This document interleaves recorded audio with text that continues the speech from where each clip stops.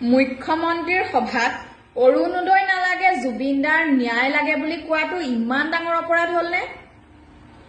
জুবিনদাৰ ন্যায় লাগে বুলি কোৱাটো ইমান ডাঙৰ অপৰাধ হলনে? মামা জুবিনদাৰ ন্যায় লাগে অশ্লীলতাৰেতো কোৱা নাছিলে, ভালকে কৈছিলে। এগৰাকী মানুহেতো কোৱা নাছিলে, বহু কেইগৰাকী আছিলে, কিন্তু ৰাইজৰ ৰূপত যে এগৰাকী মানুহে পৰিল কিয়? এতিয়া কোনোবা চৰকাৰী বিষয়াই কব পাৰে যে এই মানুহগৰাকী মানে মোৰ কথা যে এইগৰাকী অন্যান্য বেলেগ দলৰ হব পাৰে বা বেলেগ কিবা হব পাৰে, কিন্তু মই প্ৰথম ভোটটো বিজেপিকে দিছিলো। প্ৰফাইল যদি খুচৰি চাই তেতিয়াহলে বিজেপি গোটেই মূৰৰ পৰা ডিঙিৰ পৰা গোটেই শৰীৰত একদম বিজেপিৰ পতাকা চতাকা ফুল চুল লগোৱাই আছিলে।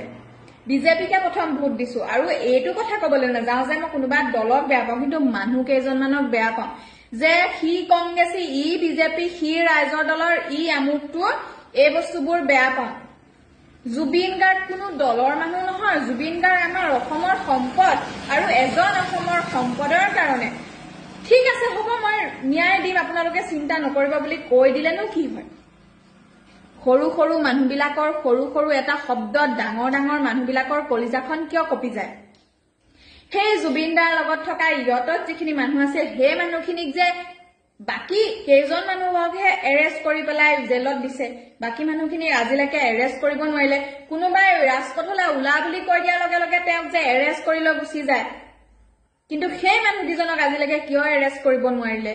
বহুত প্ৰশ্ন। মুঠতে আমি সৰু সৰু মানুহবিলাকৰ এটাই কাম যে তহঁতক ঘৰ দিছো তাত থাক, চাউল দিছো সেয়া খা, লেট্ৰিন দিছো তাতে হাক, আৰু তহঁতৰ মুখ বন্ধ ৰাখ।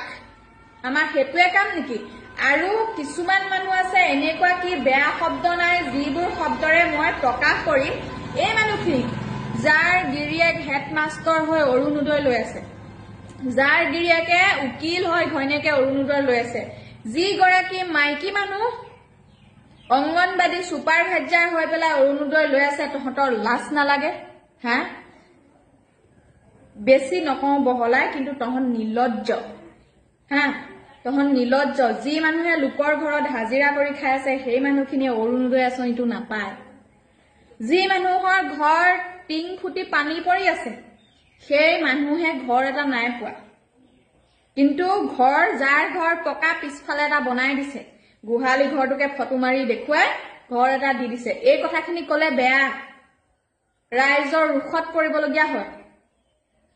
হেডমাষ্টাৰৰ ঘৰৰ মানুহে কণ্টল চাউল পায়, কিন্তু মুখখন বেকেটা কৰি কথা কব আমি এইবোৰ নেখাও, আমাৰ কুকুৰাই খায়, কুকুৰাক খুৱাবলৈ কণ্টল চাউল লয়। এই কথাখিনি কলে ৰাইজৰ ৰোষত পৰা হয়। হা, জোনমণি ৰাভাই সঁচা কথা কৈছিলে কাৰণে জোনমণি ৰাভাৰ হত্যা হল, ন্যায় নাপালে। জুবিন গাৰ্গে সঁচা কথা কয় কাৰণে হত্যা কৰা হল, ন্যায় নাপালে। ময়ো জোচ নাই এই সঁচা কথা কোৱাৰ কাৰণে, কোনোবাই মাৰি পেলালেও মাৰি পেলাব পাৰে। আহিছো যেতিয়া এদিন এনেও মৰিম, কিন্তু সঁচা কথা কৈহে মৰিম। আমি কাকো ঘেন্টা খাতিৰ নকৰো, গম পাইছেনে? কৈ যাম যেতিয়ালৈকে কণ্ঠ থাকে। ভাবি নাপাওঁ কিয় মানুহবোৰ এনেকুৱা, যিটো কাম কৰিব লাগে সেইটো কাম নকৰে, আৰু যিটো কাম নকৰিলেও হয়, যিটো পিছত নদৌৰিলেও হয় সেই তাৰ পিছত দৌৰি থাকে। এতিয়া ধৰি লওক কোনোবাই ৰাজপথলৈ ওলা বুলি কৈ দিয়াৰ লগে লগে সেই মানুহজনক এৰেষ্ট কৰি পেলাই যে এই জেললৈ গ'ল, এই হস্পিটেলত চেকআপ কৰিবলৈ নিছে, এই থানালৈ নিছে, এই যে গোটেইখন মানে দৌৰাই ফুৰাইছে। দৌৰাই ফুৰাওঁতে যথেষ্ট পইচা পাতি খৰচ হৈছে না, তেল পুৰিছে গাড়ীৰ, তেলখিনিতো কাৰো বাপেকৰ ঘৰৰ সম্পত্তি বা মাকৰ ঘৰৰ যৌতুক নহয়, চৰকাৰৰ পাইছে। চৰকাৰে বা ক'ত পাইছে?